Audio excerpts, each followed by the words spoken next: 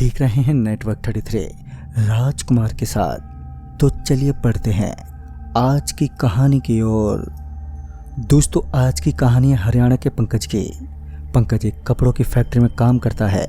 उसकी उम्र तकरीबन 28 साल है। उसके परिवार में उसके अलावा उसकी माँ, पत्नी और एक बेटा और बेटी है। उसके अभी 6 महीने पहले ही एक बेटी हुई है।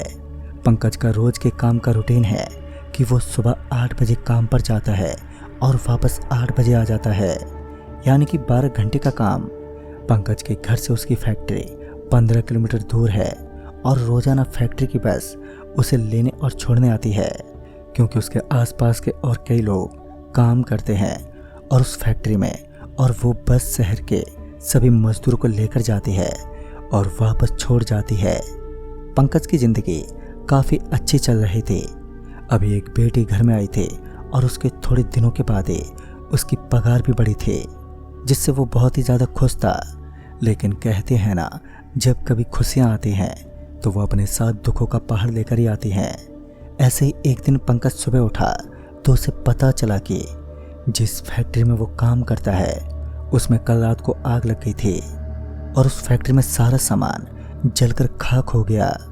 ये सब सुनकर पंकज को सदमा लग गया, क्योंकि उसकी रोजी रोटी एक वही फैक्ट्री थी। पंकज और उसके साथी वहां पर गए तो उन्होंने देखा कि सच में वहां फैक्ट्री जलकर खाक हो गई है। वो सभी निराश मन से अपने घर आ गए और सबने सोचा ये काम तो हाथ से गया, अब दूसरा काम ढूंढना होगा। अब पंकज को दूसरा काम ढूंढना था, इसलिए वो रोजाना शहर में इधर उधर काम ढूंढने जाता। एक दिन पंकज काम ढूंढने के लिए शहर गया था तो उसे रात को देर हो गई थी और वो एक सुनसान रास्ते पर था। उसे कहीं पर भी एक ऑटो या बस कुछ भी नहीं मिल रहा था और वो अपने घर से काफ़ी दूर भी था। और वो अपने काम के बारे में सोचता हुआ पैदल ही चल रहा था कि तभी अचानक उसे हॉर्न की आवाज़ आई और तभी उसने पीछे देखा तो एक ऑटो उसकी तरफ आ रहा था। उसने ऑटो को हाथ से इशारा किया और तभी ऑटो उसके पास आकर रुकी। ऑटो वाला पास आकर रुका और उसने कहा, अरे भाई साहब, कहाँ जाना है आपको? तभी पंकज ने अपने घर का पता बताया और वो ऑटो में बैठ गया। तभी वो ऑटो चल पड़ी। ऑटो वाला बोला, भाई साहब, आपको पता नहीं है क्या? तभी पंकज ने कहा, हाँ बताइए, क्या बात है? तभी ऑटो वाला बोला कि इस रास्ते पर आजकल मैंने सुना है कि एक चुड़ैल घूमती है और लोग भी इस सड़क से गायब हो जाते हैं। आप अकेले इतनी रात को घूम रहे हैं, ये ठीक नहीं है। इधर पंकज को आजकल कुछ पता नहीं था, उसे तो बस अपने काम की टेंशन थी। तभी वो बोला, अरे नहीं भाई साहब, मैंने तो कुछ नहीं सुना ऐसा, और वैसे भी चुड़ैल भूत ऐसा कुछ नहीं होता है, सब मन का वहम है। तभी ऑटो वाला बोला, हाँ सबकी अपने अपने मन की बातें हैं भाई, कोई मानता है कोई नहीं मानता। तभी पंकज ने बोला, हाँ बिल्कुल सही कहा आपने। तभी ऑटो वाले ने एक जगह ऑटो रोक दिया और कहा, भाई ये रास्ता तुम्हारे घर के लिए शॉर्टकट है, अगर तुम कहो तो मैं यहीं से ले लूँ। पंकज को तो घर जाना था तो उसने हाँ बोल दिया। तभी ऑटो वाले ने उस रास्ते से ऑटो ले लिया, पर अभी पंकज अपने काम की सुध में था, इसलिए शायद उसने कुछ सोचा नहीं और वो रास्ते की तरफ ध्यान देने लगा। तभी उसने ध्यान दिया तो उसे रास्ता कुछ अजीब लगा और ऑटो ड्राइवर भी। तभी उसने पूछा, भाई साहब ये कौन सा रास्ता है और कहाँ पर लेकर जा रहे हो मुझे? तभी ऑटो ड्राइवर बोला, भाई साहब ये शॉर्टकट है और मैं आपको आपके घर ले जा रहा हूँ। पर अब पंकज को दाल में कुछ काला लग रहा था। तभी उसने अपना फ़ोन उठाया और अपने दोस्त को फ़ोन लगाने लगा, लेकिन फ़ोन में नेटवर्क ही नहीं था। तभी वो ऑटो ड्राइवर एक औरत की आवाज़ में बोला, क्या हुआ भाई, नेटवर्क नहीं आ रहा है? ये सुनकर पंकज की सांसें मानो अटक सी गई थी, क्योंकि ये वही चुड़ैल थी जो आजकल लोगों को गायब कर रही थी। पंकज को अब समझ में आ गया कि उसने कितनी बड़ी गलती की है। तभी वो चुड़ैल अपने असली रूप में आ गई और वो अभी भी ऑटो चला ही रही थी कि तभी उसके बाल हवा में उड़ने लगे, आंखों से खून निकलने लगा और नाखून बहुत लंबे थे और वो बहुत ही खतरनाक हंसी हंस रही थी। पंकज तो ये देखकर बहुत ज़्यादा डर गया और तभी उसने सोचा कि ऑटो से कूद जाता हूँ, क्योंकि जान बचाने की कोशिश तो कर ही सकता हूँ। लेकिन तभी उसके हाथ और पैर एक रस्सी से बंध गए जो उस चुड़ैल ने बांध दिए थे। अब वो इस टैक्सी से बाहर नहीं जा पा रहा था। वो अपने हाथ पैरों को उस रस्सी से छुड़ाने की अब कोशिश करने लगा, पर बहुत कोशिश के बाद भी वो अपने आप को नहीं छुड़ा पाया कि तभी वो थक हार कर रुक गया। और तभी वो चुड़ैल अपने सिर को पीछे की तरफ घुमाती है और जोर जोर से हंसने लगती है। तभी उसने पंकज का गला दबाकर उसे मारने की कोशिश भी की, पर पंकज उसे अपना गला छुड़ाने की अब कोशिश करने लगा कि तभी उसका सिर गाड़ी के दरवाजे से जोर से टकरा गया और वो वहीं बेहोश हो गया। फिर थोड़ी देर के बाद जब उसकी आंखें खुली तो उसने देखा कि वो एक जगह पर जमीन पर पड़ा हुआ था और उसके चारों ओर अंधेरा होने के कारण उसे और कुछ अपने आसपास दिखाई नहीं दे रहा था। उसकी हालत इतनी खराब हो रखी थी कि उसे ऐसा लग रहा था कि मानो किसी ने उसे बहुत मारा हो। वो खड़ा हुआ और आगे की तरफ जाने लगा कि तभी किसी चीज पर उसका पैर लगा और उसे पता ही नहीं चला कि ये क्या है। तभी वो इसे नजरअंदाज करके आगे की तरफ वापस बढ़ने लगा कि तभी किसी भारी चीज से टकराकर वो वहीं नीचे गिर पड़ा। वो जिस चीज से टकराया था वो उसे देखने लगा तो वो शॉक हो गया।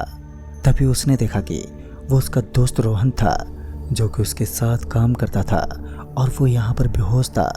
तभी पंकज ने जल्दी से उसे होश में लाने की कोशिश की और फिर थोड़ी देर के बाद रोहन को होश भी आ गया। उन दोनों को नहीं पता था कि वो किस जगह पर हैं और वहाँ चारों ओर इतना गहरा अंधेरा था कि वहाँ पर कुछ भी दिखाई नहीं दे रहा था। तभी वो दोनों खड़े हुए और एक दूसरे का हाथ पकड़कर वो वहाँ से चलने लगे कि तभी उन्हें अपने सामने की तरफ कुछ रोशनी भी दिखाई दी। तभी उन्हें ये लगा कि शायद उन्हें वहाँ से बाहर निकलने का कोई रास्ता मिल जाए।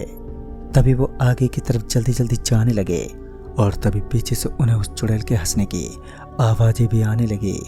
वो दोनों पीछे मुड़े तो उन्होंने देखा कि वो चुड़ैल उनके पीछे ही खड़ी हुई थी और वो दोनों काफ़ी ज़्यादा डर गए। अब उन्हें समझ ही नहीं आ रहा था कि इस चुड़ैल से पीछा कैसे छुड़ाएं।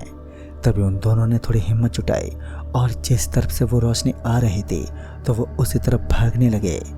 दोनों की हालत बहुत ही खराब थी पर उन्हें अपनी जान बचानी थी, इस कारण वो वहाँ से भाग रहे थे। तभी वो चुड़ैल भी उनके पीछे पीछे हंसते हुए हवा में उड़ने लगी और उनकी तरफ ही जाने लगे। वो दोनों थोड़ी दूर जाने के बाद उस रोशनी के पास पहुंच गए तो उन्होंने देखा कि वो इतनी देर से किसी गुफा के अंदर फंसे हुए थे और अब वहां से बाहर निकल गए थे और वो रोशनी बाहर सड़क पर लगे लाइट के खंभे की रोशनी थी। पर अब वो दोनों उस गुफा से बाहर तो निकल गए थे पर वो चुड़ैल अभी भी उनके पीछे ही पड़ी हुई थी। अब वो दोनों सड़क पर भाग ही रहे थे कि तभी अचानक से वो चुड़ैल उनके सामने आकर खड़ी हो गई और उन दोनों को पकड़कर नीचे सड़क पर गिरा दिया और बाद में उन दोनों के पैर पकड़कर उन्हें सड़क पर घसीटने लगे और वो चुड़ैल उन दोनों को फिर से उस गुफा की तरफ लेकर जाने लगे। वो दोनों उस चुड़ैल से अपने आप को छुड़ाने लगे पर उस चुड़ैल के पास इतनी ताकत थी कि वो दोनों उससे अपने आप को छुड़ा नहीं पा रहे थे कि तभी वो अचानक से रुक गए और उन दोनों का पैर छोड़ दिया और तभी रोहन को उठाकर हवा में उड़ाने लगे। अब ये सब देखकर तो पंकज के तो रोंगटे खड़े हो गए थे क्योंकि उसे लग रहा था कि अब वो पक्का रोहन को मार ही देगी कि तभी पंकज की नज़र पास के बिजली के खंभे पर गई जिसका एक तार नीचे की ओर आ रहा था। पंकज जल्दी से उस खंभे के पास गया कि तभी उस चुड़ैल ने रोहन को पंकज की तरफ फेंक दिया। इधर रोहन की हालत अब बहुत ज़्यादा खराब हो चुकी थी। पंकज रोहन को संभाल ही रहा था कि तभी उसने देखा कि वो चुड़ैल उसकी तरफ ही बढ़ रही है। उसने उस तार को आगे उस चुड़ैल की तरफ बढ़ाया और उस तार को देखकर चुड़ैल पीछे हटने लगी पर उस चुड़ैल के चेहरे पर अब और भी ज़्यादा गुस्सा था जिसे देखकर पंकज को लग रहा था कि अगर अब वो उस चुड़ैल के हाथ लग गया तो वो उसे बुरी तरह से मार देगी। फिर थोड़ी देर के बाद वो चुड़ैल वहाँ से चली गई और पंकज को अभी भी थोड़ा बहुत डर लगने लगा था और उसकी हालत भी खराब हो गई थी। फिर भी उसने रोहन को संभाला और जल्दी से उस रास्ते को पार करने लगा। दोस्तों, रास्ते में भी रोहन को उस चुड़ैल की चिल्लाने की आवाज़ें आ रही थी पर वो उन्हें कहीं भी दिखाई नहीं दे रही थी। फिर थोड़ी देर के बाद पंकज रोहन को लेकर हॉस्पिटल पहुंच गया जहां ले जाकर उसका ट्रीटमेंट हुआ। तो दोस्तों, इस कहानी में बस इतना ही। तब तक के लिए बाय एंड टेक केयर।